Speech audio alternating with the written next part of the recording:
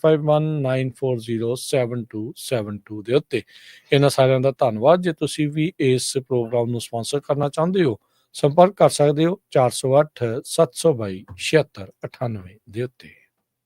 ਜੀ, ਅੱਜ ਦੀਆਂ ਖਬਰਾਂ ਵੱਲ ਚੱਲੀਏ ਤੇ ਹਮਾਸ ਵਾਲਿਆਂ ਨੇ ਇਹ ਕਿਹਾ ਆ ਵੀ ਉਹ ਜੋ ਐਗਰੀਮੈਂਟ ਹੋਇਆ ਸੀ ਇਜ਼ਰਾਈਲ ਤੇ ਉਹਨਾਂ ਦੇ ਵਿੱਚ ਜੋ ਕੈਦੀ ਆ ਉਹਨਾਂ ਨੂੰ ਛੱਡਣ ਦਾ, ਉਸ ਨੂੰ ਸਸਪੈਂਡ ਕਰਨ ਜਾ ਰਹੇ ਹੈਗੇ ਆ। ਕਹਿੰਦੇ ਵੀ ਸਾਡਾ ਰਿਸਪੌਂਸ ਇਸ ਕਰਕੇ ਆ ਵੀ ਇਜ਼ਰਾਈਲ ਵਾਲਿਆਂ ਨੇ ਜਦੋਂ ਤੋਂ ਹੀ ਗਾਜ਼ਾ ਸੀਜ਼ਫਾਇਰ ਹੋਇਆ ਸੀ, ਉਹਨਾਂ ਨੇ ਜੋ ਬੰਦੇ ਛੱਡਣੇ ਸੀ ਉਹਨਾਂ ਨੂੰ ਛੱਡਣਾ ਬੰਦ ਕੀਤਾ ਤੇ ਇਹ ਵਾਇਲੇਸ਼ਨ ਹੈਗੀ ਆ। ਇਸ ਕਰਕੇ ਅਸੀਂ ਵੀ ਜੋ ਕੈਦੀ ਹੈਗੇ ਆ ਉਹਨਾਂ ਨੂੰ ਛੱਡਣ ਤੋਂ ਰੋਕ ਲਾ ਰਹੇ ਹੈਗੇ ਆ। ਇਜ਼ਰਾਈਲ ਵਾਲਿਆਂ ਨੇ ਇਹ ਕਿਹਾ ਵੀ ਇਹ ਇੱਕ ਤਰ੍ਹਾਂ ਦੇ ਨਾਲ ਪੂਰੀ ਵਾਇਲੇਸ਼ਨ ਆ ਸੀਜ਼ਫਾਇਰ ਡੀਲ ਦੀ, ਸੋ ਇੱਕ ਦੂਜੇ ਦੇ ਉੱਤੇ ਇਲਜ਼ਾਮ ਲਾ ਰਹੇ ਆ। ਇਜ਼ਰਾਈਲ ਵਾਲਿਆਂ ਨੇ ਜਿਹੜੀ IDF ਜਿਹੜੀ ਇਜ਼ਰਾਈਲੀ ਡਿਫੈਂਸ ਫੋਰਸਿਸ ਆ ਉਹਨਾਂ ਨੂੰ ਫੁੱਲ ਅਲਰਟ ਦੇ ਉੱਤੇ ਲਾ ਦਿੱਤਾ ਹੈਗਾ। ਕਹਿੰਦੇ ਵੀ ਅਸੀਂ ਦੁਬਾਰਾ ਕੀ ਕੋਈ ਉਦਾਂ ਦੀ ਇਨਸੀਡੈਂਟ ਨਹੀਂ ਦੇਖਣਾ ਚਾਹੁੰਦੇ ਜੋ ਪਿਛਲੇ ਸਾਲ ਵਾਪਰੀ ਸੀਗੀ। 3 ਇਜ਼ਰਾਈਲੀ ਫੌਜੀਆਂ ਨੂੰ ਕੈਦੀਆਂ ਨੂੰ ਉਹਨਾਂ ਨੇ ਸ਼ਨੀਚਰਵਾਰ ਛੱਡਣਾ ਸੀ, ਜਿਸ ਨੂੰ ਡਿਲੇ ਕਰ ਦਿੱਤਾ ਗਿਆ ਹੈਗਾ। 16 ਦੇ ਕਰੀਬ ਇਜ਼ਰਾਈਲ ਦੇ ਜਿਹੜੇ ਕੈਦੀ ਆ ਉਹ ਹੁਣ ਤੱਕ ਆਜ਼ਾਦ ਹੋ ਚੁੱਕੇ ਆ ਤੇ ਹੰਡਰਡਸ ਆਫ ਪੈਲਸਤੀਨੀਅਨ ਪ੍ਰਿਜ਼ਨਰਸ ਜੋ ਆ ਉਹ ਵੀ ਛੱਡੇ ਜਾ ਚੁੱਕੇ ਹੈਗੇ ਆ।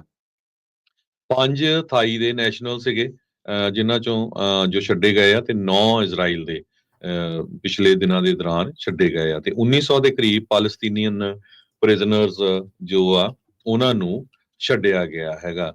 ਤੇ ਇਜ਼ਰਾਈਲ ਵਾਲੇ ਕਹਿੰਦੇ ਆ ਵੀ ਅਸੀਂ ਕਿਸੇ ਵੀ ਤਰ੍ਹਾਂ ਦੇ ਸਿਨੈਰੀਓ ਦੇ ਲਈ ਗਾਜ਼ਾ ਦੇ ਵਿੱਚ ਤਿਆਰ ਹੈਗੇ ਆ।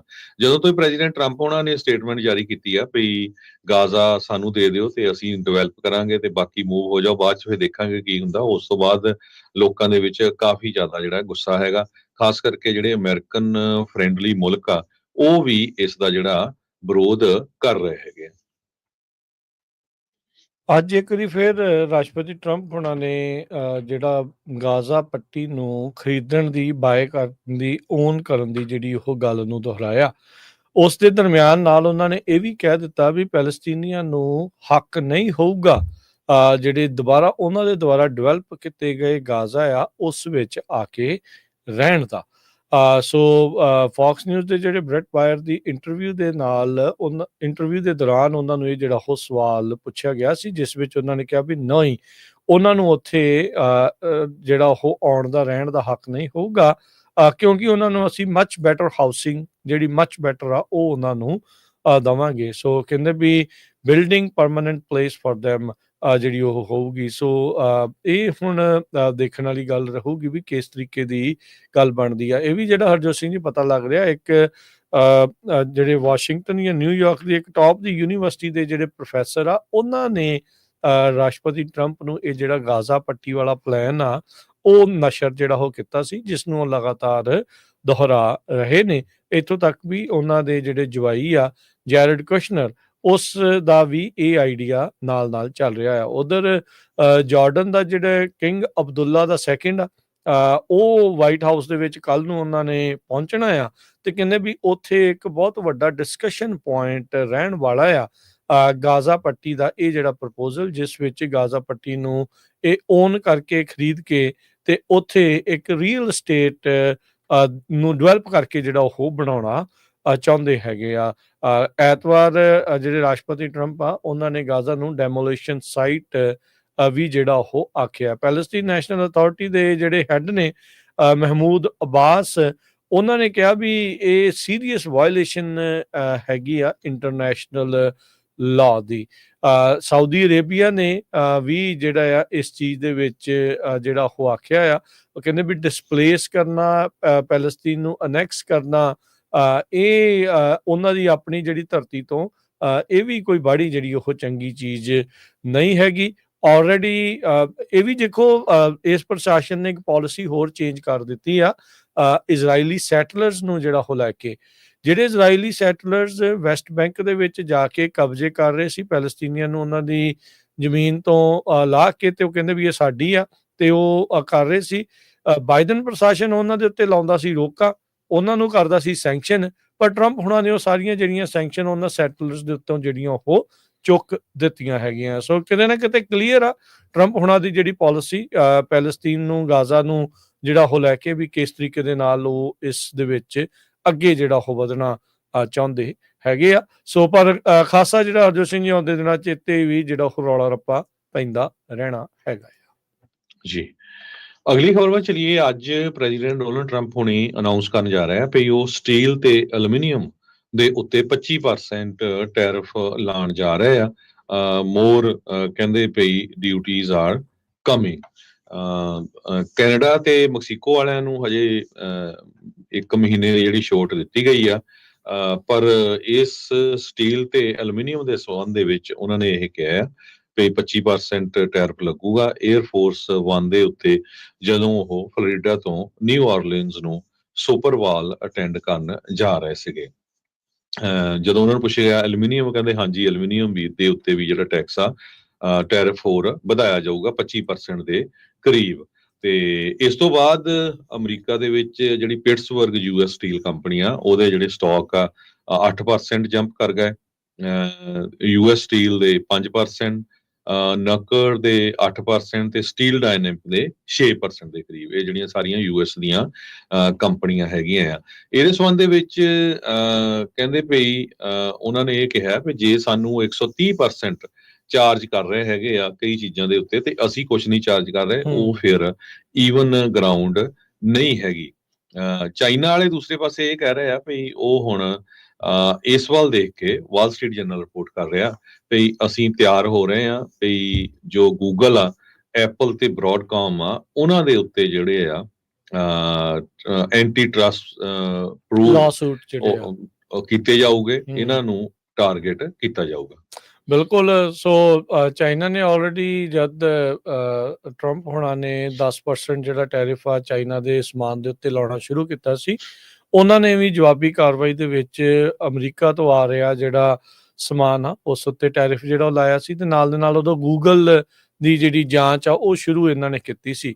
ਹੁਣ ਜਿਹੜਾ ਸਟੀਲ ਦੇ ਵਿੱਚ ਇਸ ਟਾਈਮ ਸਭ ਤੋਂ ਵੱਡਾ ਵਨ ਆਫ ਦਾ ਬਿਗੇਸਟ ਜਿਹੜਾ ਸਟੀਲ ਮੇਕਰ ਚਾਈਨਾ ਬਣ ਚੁੱਕਾ ਆ, ਕਿਉਂਕਿ ਉੱਥੇ ਚੀਪ ਆ ਓਬਵੀਅਸਲੀ ਜਿਹੜੀ ਗੱਲ ਆ, ਤੇ ਚੀਪ ਜਿਹੜਾ ਸਟੀਲ ਆ ਉਸਨੇ ਅਮਰੀਕਨ ਜਿਹੜਾ ਸਟੀਲ ਆ ਉਸ ਦੇ ਉੱਤੇ ਅਸਰ ਤਾਂ ਪਾਉਣਾ ਹੀ ਸੀਗਾ। ਇੱਥੇ ਹੁਣ ਲੇਬਰ ਮਹਿੰਗੀ ਆ, ਇੱਥੇ ਪ੍ਰੋਸੈਸ ਮਹਿੰਗੇ ਆ, ਇੱਥੇ ਉਹ ਸਾਰੀਆਂ ਚੀਜ਼ਾਂ ਮਹਿੰਗੀਆਂ ਆ, ਤਾਂ ਕਰਕੇ ਇੱਥੇ ਦਾ ਸਟੀਲ ਵੀ ਜਿਹੜਾ ਉਹ ਮਹਿੰਗਾ ਸੀਗਾ। ਪਰ ਉਹ ਟੈਰਿਫ ਲਾ ਕੇ ਇੱਕ ਜਿਹੜੀ ਕੋਸ਼ਿਸ਼ ਜੋ ਕੈਂਪੇਨ ਦੇ ਦੌਰਾਨ ਟਰੰਪ ਹੋਣਾ ਨੇ ਕੀਤੀ ਸੀ ਵੀ ਮੈਂ ਇੱਥੋਂ ਦੇ ਜਿਹੜੇ ਸਟੀਲ ਨੂੰ ਜਿਹੜਾ ਉਹ ਬਚਾਊਂਗਾ। ਉਹਨਾਂ ਨੇ ਜਿਹੜੇ ਜਾਪਾਨ ਵਾਲਿਆਂ ਨੇ ਯੂਐਸ ਦੇ ਸਟੀਲ ਨੂੰ ਖਰੀਦਣਾ ਸੀਗਾ, ਉਸ ਦੇ ਉੱਤੇ ਪਹਿਲਾਂ ਕਹਿ ਦਿੱਤਾ ਸੀਗਾ ਵੀ ਮੈਂ ਰੋਕ ਲਾਊਂਗਾ, ਮੈਂ ਉਹ ਮਰਜਰ ਨਹੀਂ ਹੋਣ ਦੇਣਾ, ਪਰ ਉਸ ਤੋਂ ਪਹਿਲਾਂ ਬਾਈਡਨ ਹੁਣੀ ਉਸ ਮਰਜਰ ਦੇ ਉਲਟ ਹੋ ਗਏ ਤੇ ਉਹਨਾਂ ਨੇ ਹੀ ਉਹ ਰੋਕ ਦਿੱਤਾ ਸੀਗਾ। ਸੋ ਇਸ ਦੇ ਨਾਲ ਅਮਰੀਕਨ ਸਟੀਲ ਦੀ ਵੈਲਿਊ ਦੇ ਵਿੱਚ ਵਾਧਾ ਹੋਊਗਾ ਜਾਂ ਉਸ ਦੀ ਜਿਹੜੀ ਮੰਗ ਆ ਉਹ ਵਧੇਗੀ, ਇਸ ਦਾ ਜਿਹੜਾ ਅਸਰ ਆ ਉਹ ਦੇਖਣ ਵਾਲੀ ਗੱਲ ਰਹੂਗੀ। ਪਿਛਲੇ ਜਿਹੜੇ ਕਾਰਜਕਾਲ ਦੇ ਵਿੱਚ ਵੀ ਟਰੰਪ ਹੁਣਾਂ ਨੇ ਬਾਹਰੋਂ ਆ ਰਹੇ ਸਟੀਲ ਦੇ ਉੱਤੇ ਜਿਹੜਾ ਟੈਰਿਫ ਆ ਉਹ ਲਗਾਏ ਸੀਗੇ। ਸੋ ਹੁਣ ਇਹ 25% ਜਿਹੜੇ ਟੈਰਿਫ ਆ ਉਹ ਅਨਾਉਂਸ ਜਿਹੜੇ ਉਹ ਕਰਨ ਜਾ ਰਹੇ ਆ। ਤੇ ਹੁਣ ਇਹ ਵੀ ਚੀਜ਼ ਜਿਹੜੀ ਹਰਜੋਤ ਸਿੰਘ ਜੀ ਹੋ ਗਈ ਨਾ ਵੀ ਰਾਸ਼ਟਰਪਤੀ ਟਰੰਪ ਉਹਨਾਂ ਨੇ ਦੇਖ ਲਿਆ ਆ ਵੀ ਜਦੋਂ ਆਪਾਂ ਟੈਰਿਫ ਲਾਉਂਦੇ ਆ ਤਾਂ ਆਪਣੇ ਜਿਹੜੇ ਮੁਲਕ ਆ ਉਹ ਪਹਿਲਾਂ ਤਾਂ ਅੱਖਾਂ ਵੀ ਦਿਖਾਉਂਦੇ ਆ, ਫਿਰ ਹੌਲੀ ਹੌਲੀ ਜਿਹੜੇ ਉਹ ਮੰਨ ਵੀ ਜਾਂਦੇ ਆ। ਸੋ ਬਾਹ ਮਰੋੜਨ ਦਾ ਜਿਹੜੀ ਜਾਂਚ ਆ, ਆਰਟ ਆਫ ਦਾ ਡੀਲ ਜਿਹੜੀ ਇਹਨਾਂ ਨੇ ਕਿਤਾਬ ਲਿਖੀ ਆ ਜਿਹੜੀ ਬੜੀ ਮਸ਼ਹੂਰ ਹੈ ਇਹਨਾਂ ਦੀ। ਸੋ ਇਹ ਆਰਟ ਆਫ ਦਾ ਡੀਲ ਦੇ ਵਿੱਚੋਂ ਇੱਕ ਜਿਹੜਾ ਲੀਫ ਆ ਉਹ ਕਹਿੰਦੇ ਵੀ ਵਰਤ ਰਹੇ ਆ, ਤੇ 25% ਟੈਰਿਫ ਸਟੀਲ ਤੇ ਐਲੂਮੀਨੀਅਮ ਦੇ ਉੱਤੇ ਲੱਗੂਗਾ। ਕੱਲਾ ਚਾਈਨਾ ਹੀ ਨਹੀਂ, ਜਿਹੜਾ ਕੈਨੇਡਾ ਤੇ ਮੈਕਸੀਕੋ ਤੋਂ ਵੀ ਆਉਂਦਾ ਆ ਉਸ ਉੱਤੇ ਵੀ ਇਹ ਜਿਹੜਾ ਹੁਣ ਟੈਰਿਫ ਜਿਹੜਾ ਉਹ ਲੱਗਣ ਜਾ ਰਿਹਾ ਹੈਗਾ ਆ। ਸੋ ਇਹ ਜਿਹੜੀ ਚੀਜ਼ ਹੈ ਇਸ ਟਾਈਮ ਵਾਪਰੀ ਆ। ਸੋ ਇਹਦੇ ਨਾਲ ਫਰਕ ਤਾਂ ਦੇਖੋ ਪੈਣਾ ਆ। ਹੁਣ ਸਟੀਲ ਦੀਆਂ ਗੱਡੀਆਂ ਵੀ ਜਿਹੜੀਆਂ ਸਟੀਲ ਦੀਆਂ ਬਣਦੀਆਂ, ਹੁਣ ਇਹ ਦੇਖਣ ਵਾਲੀ ਗੱਲ ਹੋਊਗੀ ਵੀ ਜਿਹੜਾ ਸਟੀਲ ਐਜ਼ ਏ ਰਾ ਮਟੀਰੀਅਲ, ਐਲੂਮੀਨੀਅਮ ਐਜ਼ ਏ ਰਾ ਮਟੀਰੀਅਲ, ਉਹਦੇ ਤੇ 25% ਆ, ਜਾਂ ਕੋਈ ਵੀ ਸਮਾਨ ਜਿਹੜਾ ਸਟੀਲ ਦਾ ਜਾਂ ਐਲੂਮੀਨੀਅਮ ਦਾ ਬਣਿਆ ਆ ਉਹਦੇ ਉੱਤੇ ਵੀ ਜਿਹੜਾ 25% ਟੈਰਿਫ ਹੋਊਗਾ। ਇਹ ਦੇਖਣ ਵਾਲੀ ਗੱਲ ਆ। ਉਹ ਕੰਨ ਤਾਂ ਦੇਖੋ ਹਰਜੋਤ ਸਿੰਘ ਜੀ ਇਹਨਾਂ ਨੇ ਮਰੋੜ ਹੀ ਦਿੱਤਾ। ਕੈਨੇਡਾ ਤੇ ਮੈਕਸੀਕੋ ਦਾ ਉਦਾਂ ਭਾਵੇਂ 30 ਦਿਨ ਦੀ ਛੋਟ ਜਿਹੜੀ ਉਹਨਾਂ ਨੂੰ ਦਿੱਤੀ ਸੀਗੀ, ਪਰ ਸਟੀਲ ਤੇ ਐਲੂਮੀਨੀਅਮ ਦੇ ਉੱਤੇ ਟੈਰਿਫ ਲਾ ਕੇ ਫਿਰ ਵੀ ਉਹ ਸਾਰੀਆਂ ਚੀਜ਼ਾਂ ਦੇ ਉੱਤੇ ਕਾਫੀ ਚੀਜ਼ਾਂ ਦੇ ਉੱਤੇ ਜਿਹੜਾ ਉਸਦੇ ਕਰਕੇ ਵੀ ਅਸਰ ਜਿਹੜਾ ਉਹ ਪੈਣ ਜਾ ਰਿਹਾ ਹੈਗਾ ਆ। ਤੇ ਜਿਸ ਦਿਨ ਚਾਈਨਾ ਨੂੰ ਹਰਜੋਤ ਸਿੰਘ ਜੀ ਦੱਸਦੇ ਜਾਈਏ ਵੀ ਟਰੰਪ ਹੁਣਾਂ ਨੇ ਟੈਰਿਫ ਲਾਏ ਸੀ, ਜਿਹੜੇ USPS ਆ ਉਹਨਾਂ ਨੇ ਜਿਹੜੀ ਚਾਈਨਾ ਦੀਆਂ ਕੰਪਨੀਆਂ ਤੋਂ ਡਰੋਪ ਸ਼ਿਪਿੰਗ ਜਿਹੜੀਆਂ ਕਰਦੇ ਆ, ਜਿੱਦਾਂ ਐਮਾਜ਼ੋਨ ਵਾਲੇ ਆ, ਈ-ਕਮਰਸ ਵਾਲੇ ਆ, ਉਹ ਤਾਂ ਅਮਰੀਕਾ ਦੀ ਕੰਪਨੀ ਆ, ਟੀਮੂ, ਸ਼ੀਨ ਵਰਗੀਆਂ ਜਿਹੜੀਆਂ ਕੰਪਨੀਆਂ ਆ, ਉਹਨਾਂ ਦੇ ਪਾਰਸਲ ਜਿਹੜੇ ਉਹ ਇੱਕ ਦਿਨ ਦੇ ਲਈ ਉਹਨਾਂ ਨੇ ਰੋਕ ਦਿੱਤੇ ਸੀਗੇ। ਫਿਰ ਨੈਗੋਸ਼ੀਏਟ ਜਿਹੜਾ ਉਹ ਕੀਤਾ ਗਿਆ ਤੇ ਪਾਰਸਲ ਦੁਬਾਰਾ ਚੱਲਣੇ ਜਿਹੜੇ ਉਹ ਸ਼ੁਰੂ ਹੋਏ ਆ। ਸੋ ਮਿਲੀਅਨਸ ਆਫ ਜਿਹੜੇ ਸਮਾਲ ਪੈਕੇजेस ਉਹਨਾਂ ਉੱਤੇ ਵੀ ਜਿਹੜਾ ਉਹ ਟੈਰਿਫ ਲੱਗਣ ਜਾ ਰਿਹਾ ਸੀ। ਅੱਗੇ ਆਈ ਥਿੰਕ ਵੈਲਿਊ ਸੀਗੀ $800-900 ਦੀ ਵੀ, ਜੇ ਉਸ ਤੋਂ ਉੱਤੇ ਕੀਮਤ ਵਾਲੇ ਆ ਤੇ ਉਹਨਾਂ ਉੱਤੇ ਟੈਰਿਫ ਲੱਗਦਾ ਸੀ, ਉਸ ਤੋਂ ਹੇਠਾਂ ਵਾਲਿਆਂ ਦੇ ਉੱਤੇ ਟੈਰਿਫ ਨਹੀਂ ਸੀ ਲੱਗਦਾ। ਪਰ ਟਰੰਪ ਉਹਨਾਂ ਦੀ ਜਿਹੜੀ 10% ਵਾਲੀ ਟੈਰਿਫ ਦੇ ਵਿੱਚ ਤਕਰੀਬਨ ਬਹੁਤ ਸਾਰੇ ਜਿਹੜੀ ਘੱਟ ਵੈਲਿਊ ਵਾਲੇ ਵੀ ਪੈਕੇजेस ਆ ਉਹਨਾਂ ਉੱਤੇ ਵੀ ਟੈਰਿਫ ਲੱਗਣਾ ਜਿਹੜਾ ਉਹ ਸ਼ੁਰੂ ਹੋਣਾ ਸੀ। ਸੋ USPS ਕਹਿ ਰਿਹਾ ਸੀ ਵੀ ਸਾਨੂੰ ਹੁਣ ਸਮਝ ਨਹੀਂ ਆ ਰਹੀ ਵੀ ਇਸ ਦੇ ਉੱਤੇ ਕਿੱਦਾਂ ਜਿਹੜਾ ਆਪਾਂ ਟੈਰਿਫ ਲਾਵਾਂਗੇ। ਸੋ ਉਹਨਾਂ ਨੇ ਡਿਲੇ ਜਿਹੜੇ ਉਹ ਕਰ ਦਿੱਤੇ ਸੀ, ਬਾਅਦ ਚ ਇਵੈਂਚੁਅਲੀ ਉਹਨਾਂ ਨੇ ਚਲਾ ਜਿਹੜਾ ਉਹ ਦਿੱਤਾ ਸੀਗਾ। ਸੋ ਇਹ ਟ੍ਰੇਡ ਵਾਰ, ਟੈਰਿਫ ਵਾਰ ਲਗਾਤਾਰ ਜਿਹੜੀ ਉਹ ਚੱਲ ਰਹੀ ਆ ਤੇ ਹੁਣ ਅਲਮੀਨੀਅਮ ਤੇ ਸਟੀਲ ਦੀ ਜਿਹੜੀ ਵਾਰੀ ਆ ਉਹ ਆ ਚੁੱਕੀ ਆ। ਇੱਕ ਵਾਰੀ ਫਿਰ ਪ੍ਰੈਜ਼ੀਡੈਂਟ ਟਰੰਪ ਉਹਨਾਂ ਨੇ ਕਿਹਾ ਵੀ ਅਸੀਂ ਆਪਣਾ ਮੁਲਕ ਵੱਡਾ ਤੇ ਸਟਰੋਂਗਰ ਬਣਾ ਰਹੇ ਹੈਗੇ ਆ। ਕਹਿੰਦੇ ਵੀ ਕੈਨੇਡਾ ਦੇ ਮਾਮਲੇ ਦੇ ਵਿੱਚ ਇਟ ਸ਼ੁੱਡ ਹੈਪਨ। ਕਹਿੰਦੇ ਵੀ ਮੈਨੂੰ ਲੱਗਦਾ ਨਹੀਂ ਵੀ ਉਹ ਸਾਡੇ ਤੋਂ ਬਿਨਾਂ ਕੈਨੇਡਾ ਵਾਲੇ ਕਿੱਦਾਂ ਸਰਵਾਈਵ ਕਰ ਸਕਦੇ ਹੈਗੇ ਆ, because without US Canada really does not have A country. ਇਹ ਉਹਨਾਂ ਨੇ ਇੱਕ ਵਾਰੀ ਫੇਰ ਸਟੇਟਮੈਂਟ ਜਾਰੀ ਕੀਤੀ ਆ। ਕਹਿੰਦੇ ਵੀ ਜਿਹੜਾ ਵੀ ਉਹ ਬਿਜ਼ਨਸ ਕਰਦੇ ਆ ਸਾਡੇ ਨਾਲ ਤੇ ਉਹ ਸਾਡੇ ਨਾਲ ਰਲ ਕੇ ਹੀ ਚੱਲ ਸਕਦੇ ਆ। ਕਹਿੰਦੇ ਵੀ ਮੈਂ ਜੇ ਇੱਕ ਪੈਨ ਦੇ ਨਾਲ ਇਹ ਸਾਈਨ ਕਰਦਾ ਵੀ ਅਮਰੀਕਾ ਦੇ ਵਿੱਚ ਡੈਟਰੋਇਟ ਦੇ ਵਿੱਚ ਹੀ ਕਾਰਾਂ ਬਣਨਗੀਆਂ ਤੇ ਇਟ ਕੈਨ ਹੈਪਨ, ਤੇ ਫਿਰ ਕੈਨੇਡਾ ਬਹੁਤ ਜ਼ਿਆਦਾ ਜਿਹੜਾ ਹਰਟ ਹੋਊਗਾ। ਸੋ ਕੈਨੇਡਾ ਦੇ ਉੱਤੇ ਹਮੇਸ਼ਾ ਹੀ ਟਰੰਪ ਹੋਣੀ ਆ ਜੋ ਤੰਜ ਕੱਸਦੇ ਰਹਿੰਦੇ ਹੈਗੇ ਆ। ਜੀ, ਮੈਨੂੰ ਲੱਗਦਾ ਵੀ ਮਿਲਾ ਕੇ ਹੀ ਹਟਣਗੇ। ਆਪਾਂ ਨੂੰ ਸ਼ਾਇਦ 51ਵੀਂ ਸਟੇਟ ਸ਼ਾਇਦ ਮਿਲ ਹੀ ਜਾਊਗੀ 4 ਸਾਲਾਂ ਦੇ ਵਿੱਚ ਕੋਈ ਜਿਹੜਾ ਜ਼ੋਰ ਤਾਂ ਲੱਗਾ ਇਹਨਾਂ ਨੇ ਲਾਇਆ ਪਿਆ ਆ। ਬਾਕੀ ਅੱਗੇ ਵੇਖੋ ਟਰੂਡੋ ਹੋਣੀ ਜਾਂ ਪੋਲੀਵੇਅਰ ਹੋਣੀ ਆ, ਉਹ ਗਾਹਾਂ ਜਿਹੜਾ ਆਖੇ ਕੀ ਇਸ ਚੀਜ਼ ਦੇ ਵਿੱਚ ਕਰਦੇ ਹੈਗੇ ਆ। ਅਗਲੀ ਜਿਹੜੀ ਹਰਜੋਤ ਸਿੰਘ ਜੀ ਗੱਲ ਕਰਦੇ ਜਾਈਏ, 2 ਸਟਾਰਮਸ ਵੱਡੇ ਜਿਹੜੇ ਉਹ ਆ ਰਹੇ ਆ ਤੇ ਉਸ ਦੇ ਕਰਕੇ ਕਹਿੰਦੇ ਵੀ ਵੱਡੇ ਸ਼ਹਿਰਾਂ ਦੇ ਵਿੱਚ ਜਿਹੜੀਆਂ ਕੁਝ ਖਾਸ ਸ਼ਹਿਰਾਂ ਹੈ ਈਸਟ ਕੋਸਟ ਦੇ ਵਿੱਚ, ਉਹਨਾਂ ਦੇ ਵਿੱਚ ਰਿਕਾਰਡ ਤੋੜ ਬਰਫ਼ਬਾਰੀ ਹੋਣ ਵਾਲੀ ਹੈਗੀ ਆ। ਕਹਿੰਦੇ ਵੀ US ਦੇ ਵਿੱਚ ਇਸ ਹਫਤੇ ਸ਼ਿਕਾਗੋ ਤੇ ਵਾਸ਼ਿੰਗਟਨ DC ਵਾਲੇ ਪਾਸੇ 2 ਬਿਗ ਜਿਹੜੇ ਸਟਾਰਮਸ ਆ ਉਹ ਆਉਣਗੇ। ਪਹਿਲਾ ਸਟਾਰਮ ਜਿਹੜਾ ਕੋਲੋਰਾਡੋ ਤੋਂ ਲੈ ਕੇ ਡੈਲਾਵੇਅਰ ਤੱਕ ਹੋਊਗਾ। ਇਹ ਮੰਗਲਵਾਰ ਨੂੰ ਸਵੇਰੇ ਜਿਹੜਾ ਕਹਿੰਦੇ ਵੀ ਚਾਲੂ ਹੋਣਾ ਤੇ ਵੈਡਨਸਡੇ ਤੱਕ ਇਹ ਚੱਲਦਾ ਰਹਿਣਾ ਹੈਗਾ, ਜਿੱਥੇ ਅੱਧਾ ਫੁੱਟ ਤੱਕ ਵੀ ਜਿਹੜੀ ਆ ਬਰਫ਼ਬਾਰੀ ਹੋ ਸਕਦੀ ਆ। ਦੂਜਾ ਜਿਹੜਾ ਸਟਾਰਮ ਆ ਉਹ ਵਾਸ਼ਿੰਗਟਨ DC ਦੇ ਵਿੱਚ ਈਸਟ ਕੋਸਟ ਵਾਲੇ ਪਾਸੇ ਉਧਰ ਆ ਰਿਹਾ ਹੈ ਤੇ ਇਹ ਵੀ ਮੰਗਲਵਾਰ ਦੁਪਹਿਰੋਂ ਬਾਅਦ ਜਿਹੜਾ ਉਹ ਆਉਣ ਵਾਲਾ, ਤਕਰੀਬਨ 12 ਘੰਟੇ ਤੱਕ ਉਹਦੇ ਕਰਕੇ ਜਿਹੜੀ ਬਰਫ਼ਬਾਰੀ ਜਿਹੜੀ ਉਹ ਹੋਊਗੀ। ਨਿਊਯਾਰਕ ਇਸ ਦੇ ਵਿੱਚ ਬਚਿਆ ਰਹਿਣਾ ਆ। ਇਹ ਵਾਸ਼ਿੰਗਟਨ, ਫਿਲਾਡੈਲਫੀਆ, ਰਿਚਮੰਡ, ਵਰਜੀਨੀਆ, ਇਹਨਾਂ ਦੇ ਜਿਹੜੇ ਕੁਝ ਇਲਾਕਿਆਂ ਦੇ ਵਿੱਚ ਇਸ ਦਾ ਅਸਰ ਜਿਹੜਾ ਪੈਣਾ ਆ। ਬਾਲਟੀਮੋਰ ਇਲਾਕਿਆਂ ਦੇ ਵਿੱਚ ਪੈਣਾ ਆ।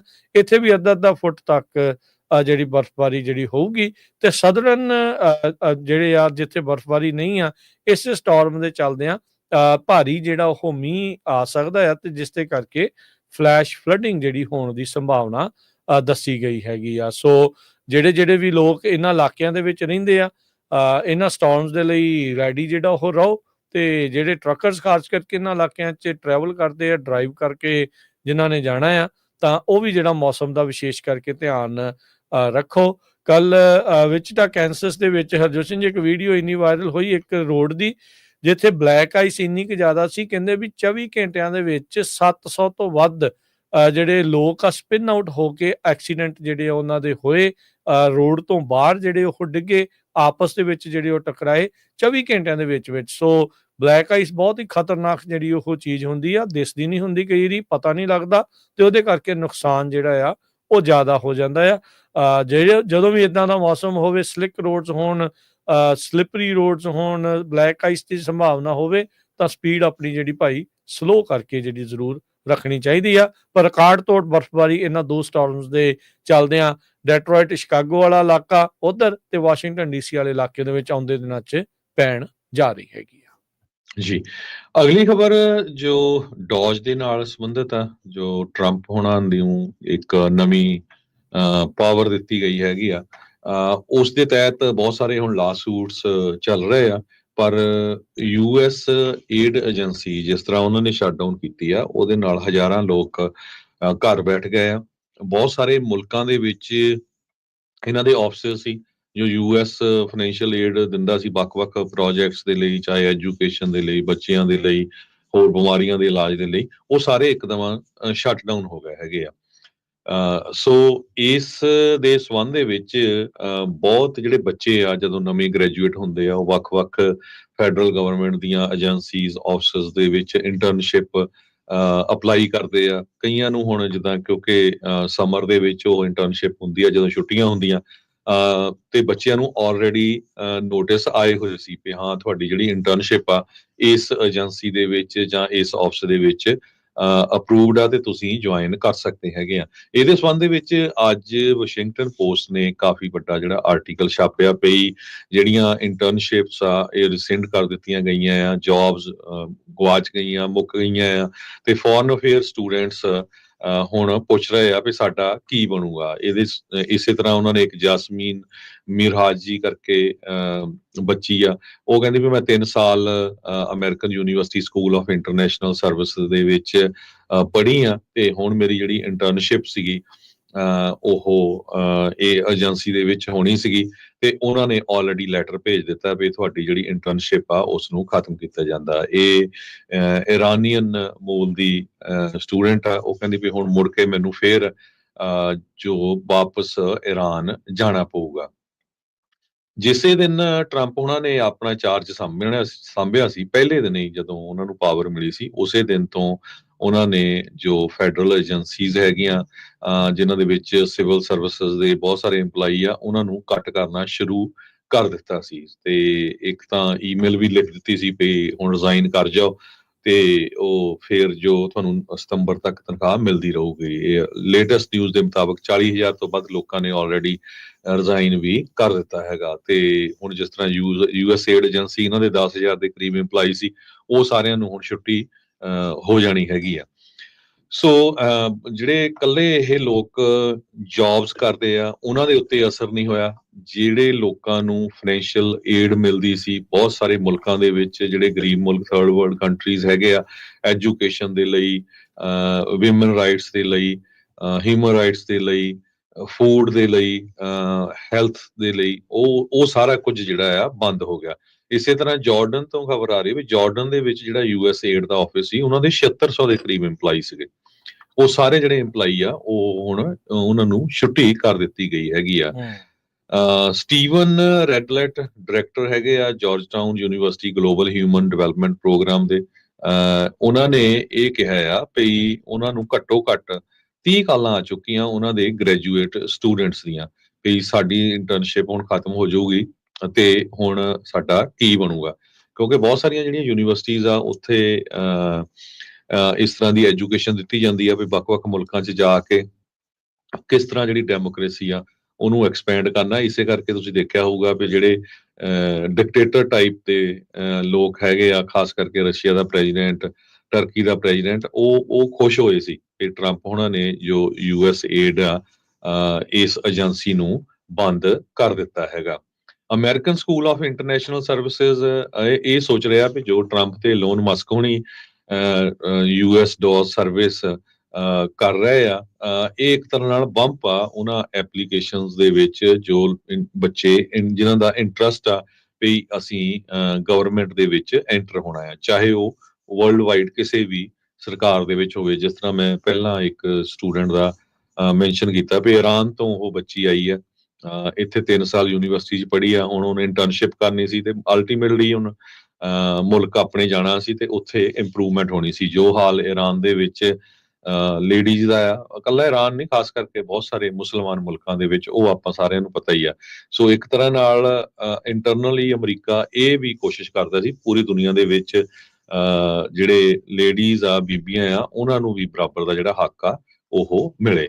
ਸੋ ਅੱਜ ਕਾਫੀ ਵੱਡਾ ਆਰਟੀਕਲ ਇਹਦੇ 'ਚ ਐਕਸਪੋਜ਼ ਕੀਤਾ ਗਿਆ ਵੀ ਇਕੱਲਾ ਇਹ ਨਾ ਸੋਚੋ ਕਿ USAID ਦੇ ਨਾਲ ਜਿਹੜੇ ਅਮਰੀਕਨ 10,000 ਦੇ ਕਰੀਬ EMPLOYEE ਸੀ ਵੱਖ-ਵੱਖ ਮੁਲਕਾਂ 'ਚ, ਉਹਨਾਂ ਦੀ ਜੌਬ ਗਈ ਆ। ਉਹਨਾਂ ਨਾਲ ਰਿਲੇਟਡ ਬਹੁਤ ਸਾਰੇ ਇੰਟਰਨਸ਼ਿਪ ਕਰਦੇ ਲੋਕ ਬਹੁਤ ਸਾਰੇ ਮੁਲਕਾਂ ਦੇ ਵਿੱਚ, ਉਹਨਾਂ ਮੁਲਕਾਂ ਦੇ ਲੋਕ, ਉਹਨਾਂ ਦੀਆਂ ਨੌਕਰੀਆਂ ਵੀ ਚਲੇ ਗਈਆਂ।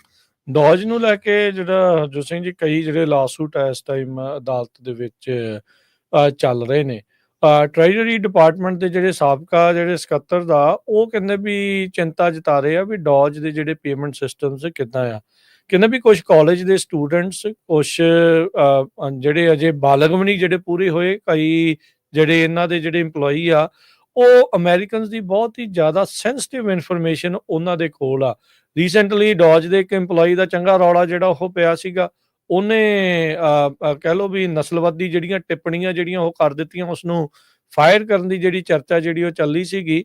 ਸੋ ਇਹ ਵੀ ਇੱਕ ਡਿਫਰੈਂਟ ਐਂਗਲ ਜਿਹੜਾ ਇਸ ਦੇ ਵਿੱਚ ਨਾਲ ਆ ਰਿਹਾ ਹੈਗਾ ਆ।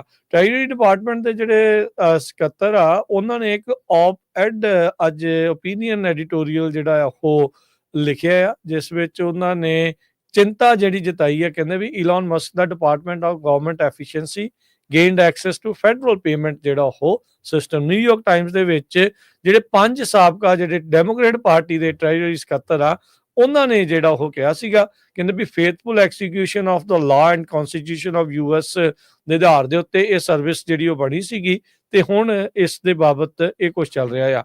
ਟਰੰਪ ਹੁਣਾਂ ਨੂੰ ਵੀ ਇਲਨ ਮਸਕ ਦੇ ਬਾਰੇ ਜਿਹੜਾ ਉਹ ਸਵਾਲ ਪੁੱਛਿਆ ਗਿਆ ਸੀਗਾ ਤੇ ਉਹਦੇ ਵਿੱਚ ਉਹਨਾਂ ਨੇ ਇਹ ਜਿਹੜਾ ਉਹਨਾਂ ਨੂੰ ਇਹੀ ਕਿਹਾ ਸੀਗਾ ਵੀ ਭਾਈ ਕੀ ਗੱਲ ਇਹ ਇਸ ਨੂੰ ਕੋਈ ਫਾਇਦਾ ਹੋਊਗਾ।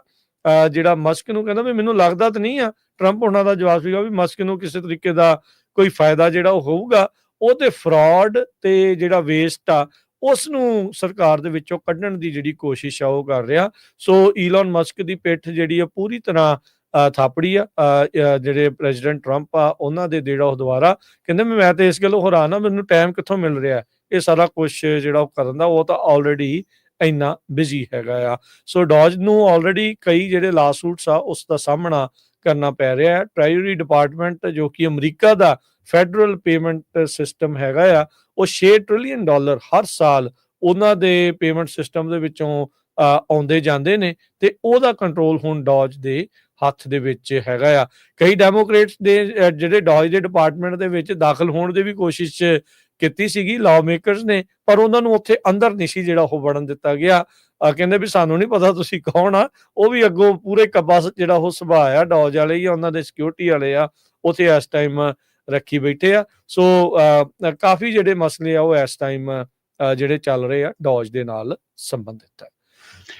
ਆਪਾਂ ਇੱਕ ਬ੍ਰੇਕ ਲੈਣੀ ਆ। ਬ੍ਰੇਕ ਤੋਂ ਬਾਅਦ ਇਮੀਗ੍ਰੇਸ਼ਨ ਦੇ ਨਾਲ, ਛਾਪਿਆਂ ਦੇ ਨਾਲ ਕਿੱਥੇ ਕਿੱਥੇ ਪੈ ਰਹੇ ਹੈਗੇ ਆ, ਕਿੱਥੇ ਕਿੱਥੇ ਲਾ ਸੂਟਸ ਹੋ ਰਹੇ, ਉਹ ਤੁਹਾਡੇ ਨਾਲ ਡਿਸਕਸ ਕਰਦੇ। ਕਾਫੀ ਜ਼ਿਆਦਾ ਨਿਊਜ਼ ਆਈਸ ਦੇ ਨਾਲ, ਇਮੀਗ੍ਰੇਸ਼ਨ ਦੇ ਨਾਲ ਰਿਲੇਟਡ ਹੈਗੇ।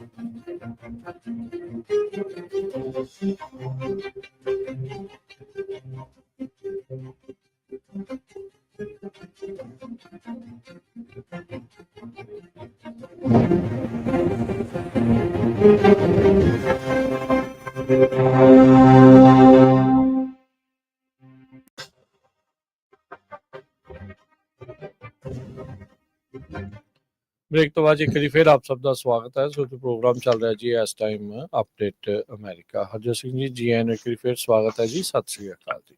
ਸਤਿ ਸ਼੍ਰੀ ਅਕਾਲ, ਧੰਨਵਾਦ ਜੀ ਆਇਆਂ ਨੂੰ। ਜਿਸ ਤਰ੍ਹਾਂ ਆਪਾਂ ਬ੍ਰੇਕ ਤੋਂ ਪਹਿਲਾਂ ਦੱਸਿਆ ਸੀ ਵੀ ਅਮਰੀਕਾ ਦੇ ਵਿੱਚ ਇਮੀਗ੍ਰੇਸ਼ਨ ਨੂੰ ਲੈ ਕੇ ਬਹੁਤ ਸਾਰੀਆਂ ਖਬਰਾਂ ਹੁੰਦੀਆਂ, ਬਹੁਤ ਸਾਰੀ ਡਿਸਇਨਫੋਰਮੇਸ਼ਨ, ਮਿਸਇਨਫੋਰਮੇਸ਼ਨ ਵੀ ਹੁੰਦੀ ਆ।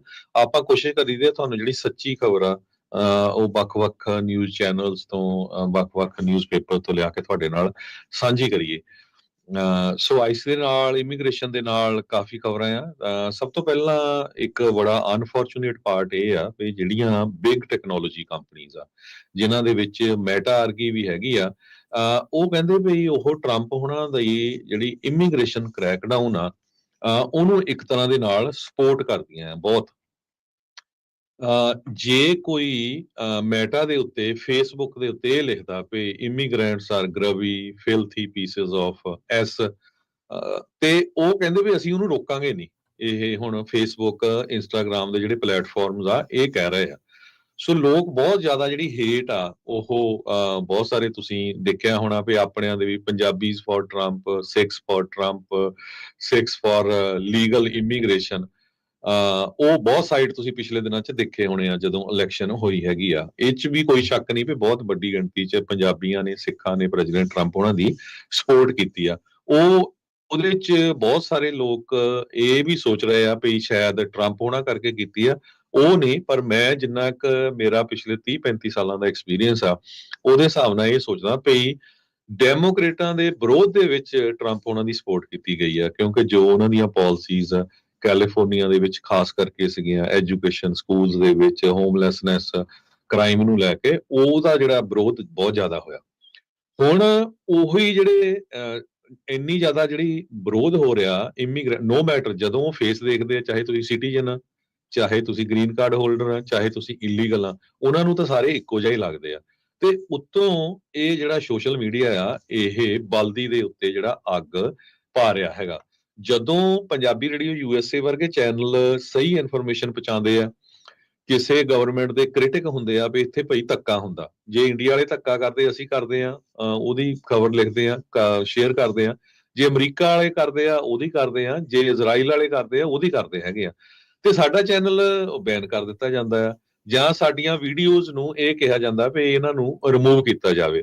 ਜਦ ਕਿ ਜਿਹੜੀ ਇਦਾਂ ਦੀ ਹੁਣ ਹੇਟ ਫਲਾਣ ਵਾਲੀਆਂ ਜਿਹੜੇ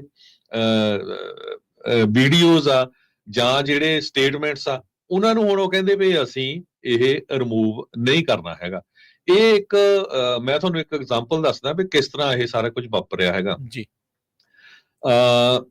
ਕੱਲ ਮੈਚ ਚੱਲ ਰਿਹਾ ਸੀ, ਸੋ ਉਸ ਮੈਚ ਦੇ ਥੱਲੇ ਬਹੁਤ ਸਾਰੇ ਲੋਕਾਂ ਦੇ ਕਮੈਂਟ ਪੜ੍ਹਨ ਵਾਲੇ ਆ। ਇੱਕ ਬੰਦਾ ਇਹ ਲਿਖਦਾ, ਕਹਿੰਦਾ ਵੀ instead of Super Bowl I would rather watch 4 hours of ICE reporting illegals, who else agrees with me. ਇਹ ਟਵਿੱਟਰ ਦੇ ਉੱਤੇ ਆ। ਸੋ ਇਦਾਂ ਦੀ ਚੀਜ਼ ਨੂੰ ਕੋਈ ਰਿਮੂਵ ਨਹੀਂ ਕਰਦਾ ਵੀ ਦੇਖੋ ਜੀ ਵੀ ਇਹ ਤੁਸੀਂ ਇੱਕ ਤਰ੍ਹਾਂ ਦੇ ਨਾਲ ਹੇਟ ਫੈਲਾ ਰਹੇ ਹੈਗੇ ਆ।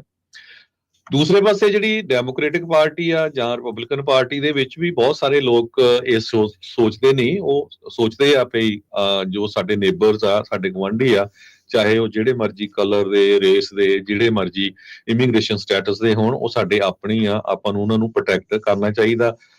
ਸੋ ਪਾਰਟੀਆਂ ਇਹਦੇ ਉੱਤੇ ਹਿਊਮਨ ਰਾਈਟਸ ਫॉर ਇਮੀਗ੍ਰੈਂਟਸ ਦੇ ਲਈ ਕੁਛ ਵੀ ਨਹੀਂ ਕਰ ਰਹੀਆਂ ਹੈਗੀਆਂ, ਸਿਰਫ ਸਟੇਟਮੈਂਟ ਹੀ ਜਿਹੜੀਆਂ ਜਾਰੀ ਕਰ ਰਹੀਆਂ ਹੈਗੀਆਂ। ਬਹੁਤ ਸਾਰੀ ਡਿਸ ਇਨਫੋਰਮੇਸ਼ਨ ਫੈਲ ਰਹੀ ਆ।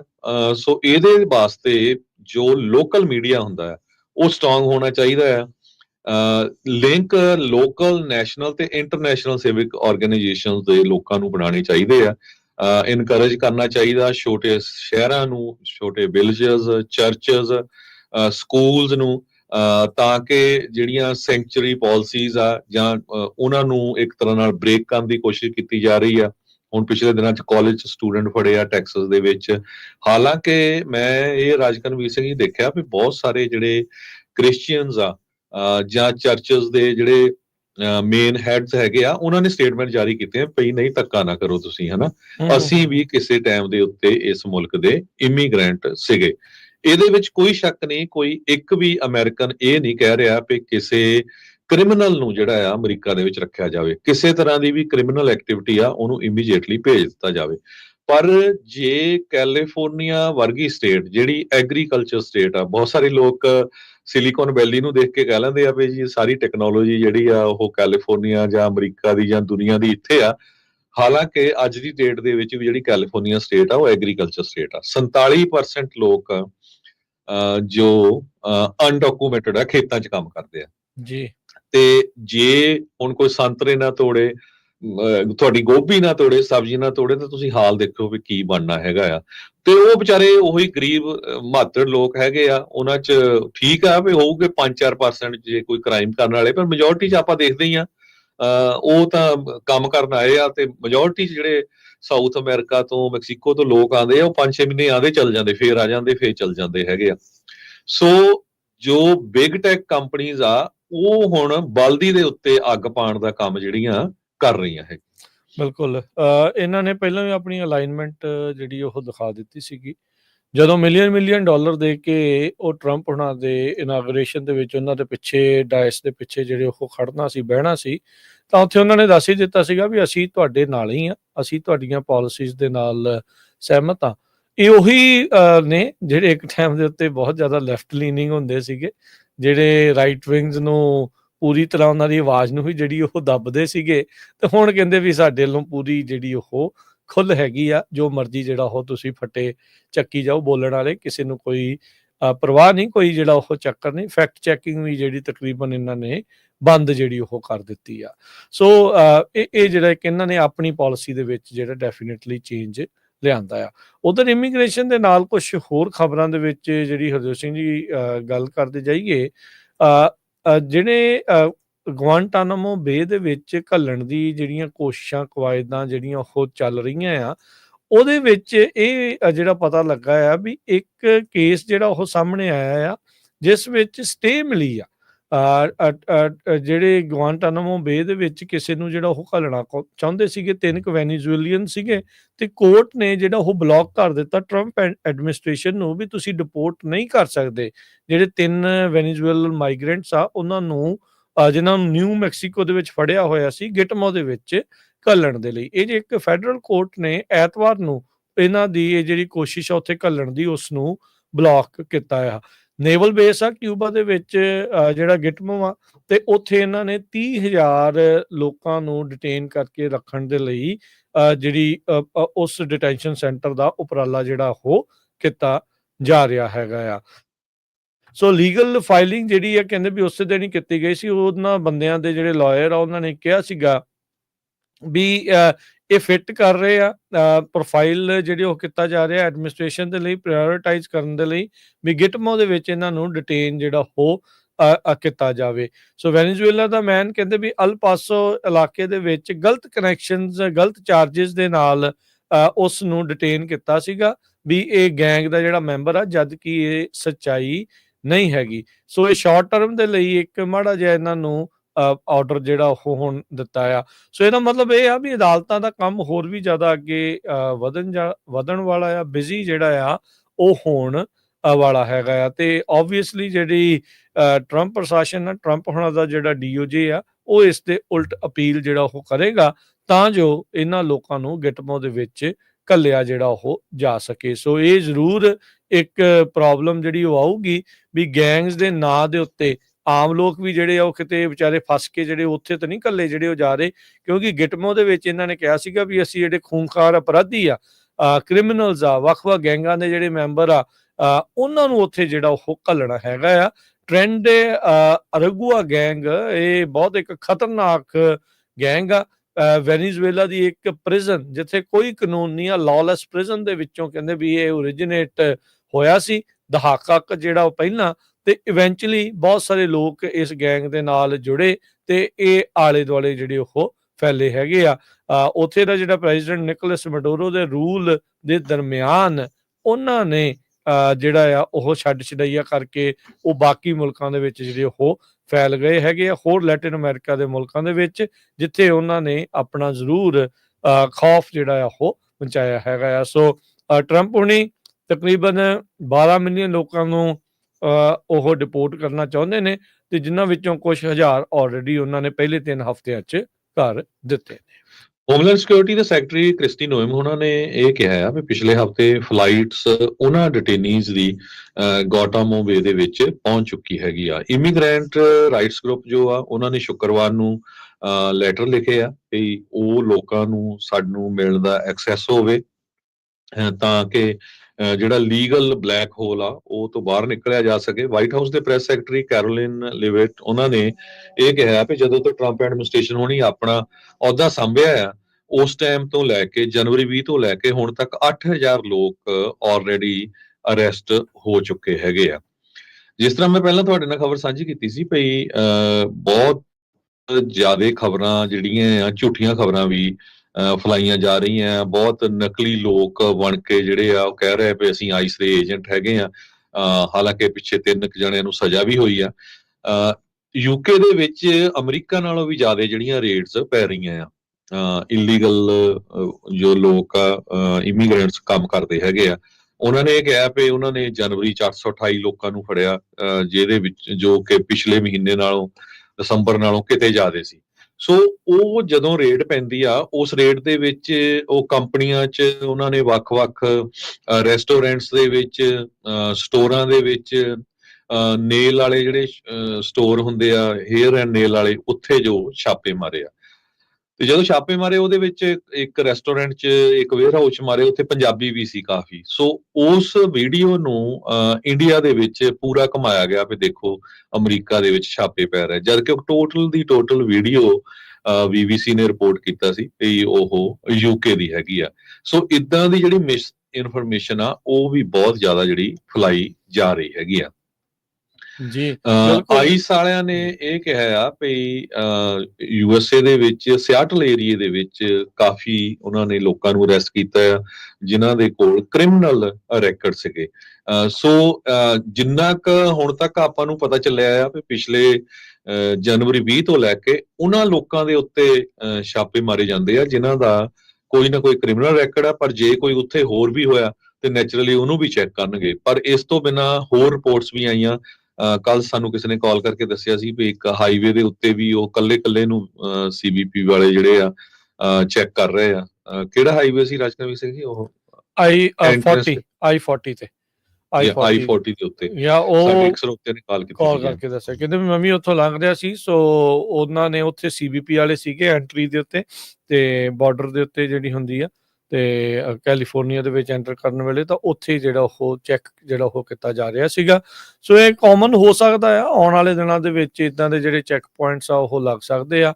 ਇਹ ਦੱਸਦੇ ਜਾਈਏ ਵੀ ਆਈਸ ਦੇ ਕੋਲ CBP ਕੋਲ ਅਧਿਕਾਰ ਆ ਬਾਰਡਰ ਦੇ 100 ਮੀਲ ਦੇ ਦਾਇਰੇ ਦੇ ਵਿੱਚ ਕਿਸੇ ਨੂੰ ਵੀ ਜਿਹੜਾ ਉਹ ਰੋਕ ਕੇ ਜਿਹੜੇ ਇਮੀਗ੍ਰੇਸ਼ਨ ਦਾ ਸਵਾਲ ਪੁੱਛ ਸਕਦੇ ਆ, ਪਰ ਇਹ CBP ਤੇ ਆਈਸ ਵਾਲੇ ਜਿਹੜੇ ਕਰ ਸਕਦੇ ਆ।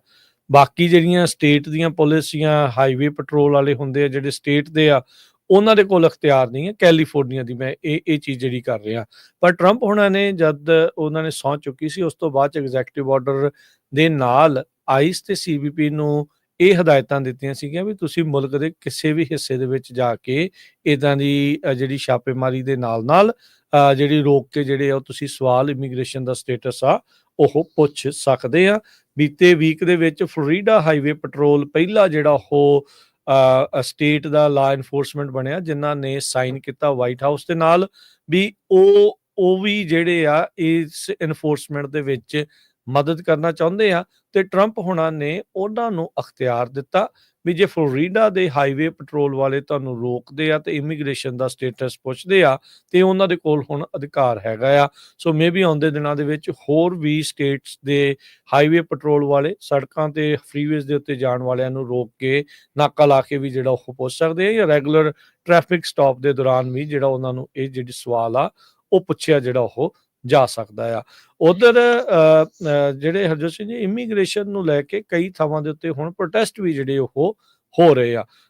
ਮੁਲਕ ਦੇ ਬਹੁਤ ਸਾਰੇ ਹਿੱਸਿਆਂ ਦੇ ਵਿੱਚ ਇਸ ਤਰੀਕੇ ਦੀਆਂ ਜਿਹੜੀਆਂ ਚੀਜ਼ਾਂ ਆ ਉਹ ਸਾਹਮਣੇ ਆਈਆਂ ਆ।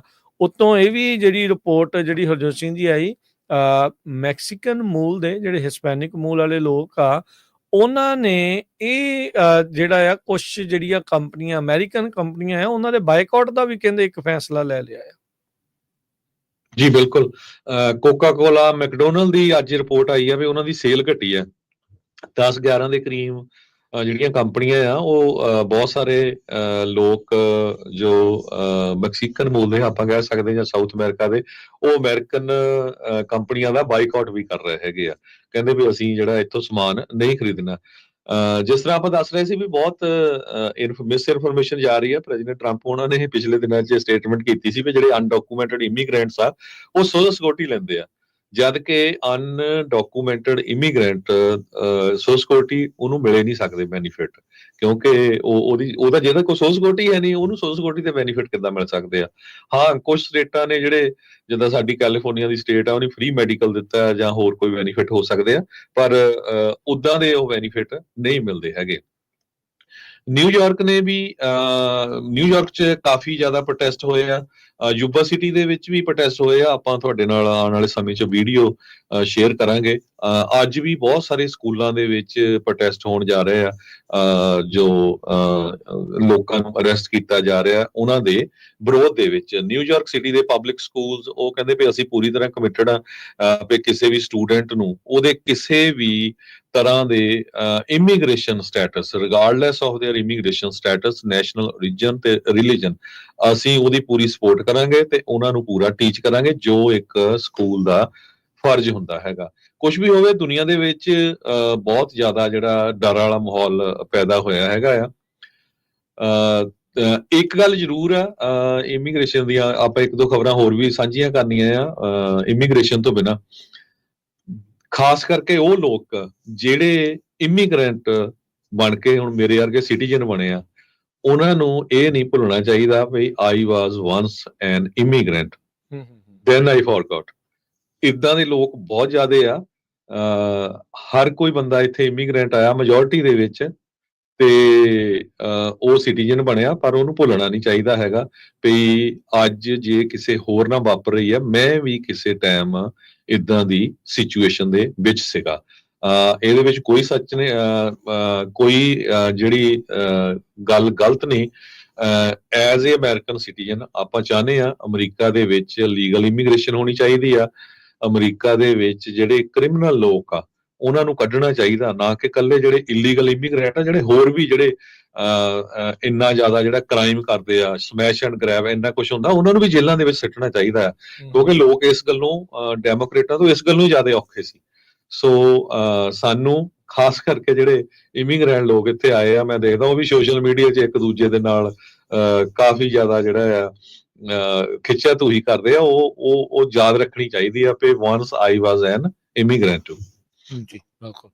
ਤੇ ਹਰਜੋਤ ਸਿੰਘ ਜੀ, ਜਾਂਦੇ ਜਾਂਦੇ ਕੁਝ ਮਿੰਟਾਂ ਜਿਹੜੀਆਂ ਰਹਿ ਗਈਆਂ ਉਹਦੇ ਵਿੱਚ ਜੇ ਆਪਾਂ ਖਬਰਾਂ ਸ਼ੇਅਰ ਕਰਦੇ ਜਾਈਏ ਤਾਂ ਜਿਹੜੇ ਟਰੰਪ ਹੁਣਾਂ ਨੇ ਜਿਹੜੀ ਇੱਕ ਕੋਸ਼ਿਸ਼ ਕੀਤੀ CFBP ਕਰਕੇ ਜਿਹੜੀ ਸੰਸਥਾ ਆ ਉਸ ਨੂੰ ਬੰਦ ਕਰਨ ਦੇ ਲਈ। CFBP ਇੱਕ ਅਜਿਹੀ ਸੰਸਥਾ ਆ ਜਿਸ ਨੇ ਆਮ ਲੋਕਾਂ ਦੇ ਲਈ ਵੱਡੀਆਂ ਜਿਹੜੀਆਂ ਕੰਪਨੀਆਂ ਧੱਕਾ ਕਰਦੀਆਂ ਆ ਤੇ ਜਾਂ ਜਿਹੜੀ ਆ ਮਨੀ ਆ ਉਹ ਦੱਬ ਲੈਂਦੀਆਂ ਆ, ਉਹ ਮਨੀ ਜਿਹੜੀ ਉਹ ਵਾਪਸ ਕਰਾਉਣ ਦੇ ਵਿੱਚ ਉਹਨਾਂ ਨੇ ਜਿਹੜੀ ਉਹ ਮਦਦ ਕੀਤੀ ਸੀ, ਉਸ ਨੂੰ ਇਹ ਬੰਦ ਕਰਨਾ ਜਿਹੜਾ ਉਹ ਚਾਹੁੰਦੇ ਆ। Office of management and budget ਦੇ ਜਿਹੜੇ ਡਾਇਰੈਕਟਰ ਆ, ਨਵੇਂ ਚੁਣੇ ਗਏ ਜਿਹੜੇ ਰਸਲ ਵਾਟ ਆ, ਉਹਨਾਂ ਦੇ ਉੱਤੇ ਜਿਹੜੇ 2 ਯੂਨੀਅਨ ਦੇ ਲਾਸੂਟਸ ਆ ਕੱਲ ਹੀ ਜਿਹੜੇ ਕਹਿੰਦੇ ਵੀ ਉਹ ਹੋਏ ਆ, ਜਦ ਉਹਨਾਂ ਨੇ ਡਾਇਰੈਕਟਿਵ ਇਸ਼ੂ ਕੀਤੇ ਸੀਗੇ ਵੀ ਕੰਜ਼ਿਊਮਰ ਫਾਈਨੈਂਸ਼ੀਅਲ ਪ੍ਰੋਟੈਕਸ਼ਨ ਬਿਊਰੋ ਦਾ ਵਰਕ। ਇਹ ਹੁਣ ਦੇਖੋ ਕੁਝ ਬਿਲੀਅਨ ਡਾਲਰ ਇਹਨਾਂ ਦੀ ਲਾਗਤ ਆ, ਤੇ ਪਰ ਇਹ ਬਿਲੀਅਨਸ ਆਫ ਡਾਲਰ ਵਾਪਸ ਲੈ ਕੇ ਆਉਂਦੀ ਆ ਸਰਕਾਰ ਦੇ ਲਈ। ਇਹ ਸੰਸਥਾ ਨੂੰ ਇਸ ਨੂੰ ਵੀ ਜਿਹੜਾ ਇਹ ਬੰਦ ਕਰਨਾ ਚਾਹ ਰਹੇ ਆ। ਸੋ ਡੌਜ ਦੇ ਕਹਿੰਦੇ ਵੀ ਨਿਸ਼ਾਨੇ ਦੇ ਉੱਤੇ ਹੈਗੀ ਆ, ਉਹਨਾਂ ਦੇ ਰਡਾਰ ਦੇ ਉੱਤੇ ਆ। ਤੇ ਜਿਹੜੇ ਵਾਟ ਆ ਐਕਟਿੰਗ ਹੈਡ ਜਿਨ੍ਹਾਂ ਨੂੰ ਇਹ ਬਣਾਇਆ ਆ, ਉਹਨਾਂ ਨੇ ਵੀਕਐਂਡ ਦੇ ਉੱਤੇ ਈਮੇਲ ਕਰਕੇ ਆਪਣੇ ਸਾਰੇ EMPLOYEES ਨੂੰ ਕਹਿ ਦਿੱਤਾ ਵੀ ਭਾਈ ਜਿਹੜਾ ਵੀ ਤੁਸੀਂ ਕੰਮ ਕਰ ਰਹੇ ਆ ਉਸ ਆਪਣੇ ਕੰਮ ਨੂੰ ਤੁਸੀਂ ਰੋਕ ਦੇਵੋ। ਤੇ ਕਹਿੰਦੇ ਵੀ ਜਿਹੜੇ ਰੂਲਸ ਤੇ ਇਨਵੈਸਟੀਗੇਸ਼ਨਸ ਆ ਇਹਦੇ ਵਿੱਚ ਜਿਹੜੀਆਂ ਕੰਡਕਟ ਕਰ ਰਹੇ ਆ, ਉਹ ਵੀ ਜਿਹੜੀਆਂ ਇਹਨਾਂ ਨੇ ਬੰਦ ਕਰਨ ਨੂੰ ਜਿਹੜਾ ਉਹ ਆਖ ਦਿੱਤਾ ਹੈਗਾ ਆ। 1600 EMPLOYEE ਆ ਇਹਨਾਂ ਦੇ 2023 ਦਾ ਜਿਹੜਾ ਆંકੜਾ ਆਪਣੇ ਸਾਹਮਣੇ ਹੈਗਾ ਆ। ਸੋ ਇਹ ਹੁਣ ਪਤਾ ਲੱਗਾ ਵੀ ਸਵੇਰੇ ਜਿਹੜੀ ਬਿਊਰੋ ਦੀ ਵੈਬਸਾਈਟ ਤੇ ਉਹਨਾਂ ਦਾ ਜਿਹੜਾ ਟਵਿੱਟਰ ਦਾ ਪੇਜ ਆ ਉਹ ਇਨਐਕਸੈਸਿਬਲ ਜਿਹੜਾ ਉਹ ਸੀਗਾ। ਜਦ ਡੌਜ ਨੇ ਟੇਕ ਓਵਰ ਕੀਤਾ ਸੀ, ਸਭ ਤੋਂ ਪਹਿਲਾਂ USAID ਦਾ ਵੀ ਇਹੀ ਹੋਇਆ ਸੀ, ਉਹਨਾਂ ਦੀ ਵੈਬਸਾਈਟ ਬੰਦ ਜਿਹੜੀ ਉਹ ਕਰ ਦਿੱਤੀ ਸੀ। ਟਰੰਪ ਹੁਣਾਂ ਨੇ ਇਸ ਕਾਰਜ ਕਰਨ ਤੋਂ ਪਹਿਲਾਂ ਵਾਟ ਨੂੰ ਉਹਨਾਂ ਦਾ ਕਾਰਜਕਾਰੀ ਹੈੱਡ ਲਾਉਣ ਤੋਂ ਪਹਿਲਾਂ ਉਹਨਾਂ ਦਾ ਜਿਹੜਾ ਹੈੱਡ ਸੀ ਪਹਿਲਾਂ ਰੋਹਿਤ ਚੋਪੜਾ, ਉਸ ਨੂੰ ਫਾਇਰ ਜਿਹੜਾ ਉਹ ਕਰ ਦਿੱਤਾ ਸੀ। ਹੁਣ ਜਿਹੜੀਆਂ ਯੂਨੀਅਨਸ ਆ ਉਹਨਾਂ ਦੇ ਦੁਆਰਾ ਇਸ ਚੀਜ਼ ਦੇ ਉਲਟ ਲਾਸੂਟ ਜਿਹੜਾ ਉਹ ਫਾਈਲ ਕੀਤਾ ਆ। ਬੀਤੇ ਹਫਤੇ ਦੇ ਵਿੱਚ ਇੱਕ ਫੈਡਰਲ ਜੱਜ ਨੇ ਡੌਜ ਦੇ ਜਿਹੜੇ ਰਿਪਰੈਜ਼ੈਂਟੇਟਿਵ ਆ ਉਹਨਾਂ ਨੂੰ ਟ੍ਰੈਜਰੀ ਪੇਮੈਂਟ ਦਾ ਸਿਸਟਮ ਦੀ ਜਿਹੜੀ ਸੈਂਸਿਟਿਵ ਇਨਫੋਰਮੇਸ਼ਨ ਆ ਉਸ ਦੇ ਉੱਤੇ ਐਕਸੈਸ ਨੂੰ ਜਿਹੜੀ ਉਹ ਰੋਕ ਲਗਾਈ ਸੀਗੀ। ਮੈਂ ਖਬਰ ਸਾਂਝੀ ਕਰਦਾ, ਉਹ ਤੋਂ ਬਾਅਦ ਫਿਰ ਤੁਸੀਂ ਜਿਹੜੀ ਕੱਲ ਗੇਮ ਸੀ ਉਹਦੇ ਬਾਰੇ ਥੋੜਾ ਡਿਸਕਸ ਕਰ ਲਿਓ ਤੇ ਸਾਡਾ ਕਿਉਂਕਿ ਸਮਾਂ ਵੀ ਸਮਾਪਤੀ ਵੱਲ ਆ। ਰਿਜ਼ਰਵ ਬੈਂਕ ਆਫ ਇੰਡੀਆ ਹੁਣ ਇੰਟਰਵੀਨ ਹੋਈ ਆ ਕਿਉਂਕਿ ਜਿਹੜਾ ਰੁਪਈਆ ਆ ਉਹ ਫ੍ਰੀ ਫਾਲ ਆ, ਉਹ ਥੱਲੇ ਨੂੰ ਡਿੱਗਦਾ ਜਾ ਰਿਹਾ ਆ। ਪਿਛਲੇ ਵੀਕਐਂਡ ਦੇ ਦੌਰਾਨ $1 ਦੇ ਬਰਾਬਰ ਇੰਡੀਆ ਦੇ 87 ਰੁਪਏ 99 ਪੈਸੇ 88 ਰੁਪਏ ਦੇ ਕਰੀਬ ਹੋ ਗਏ ਸੀ।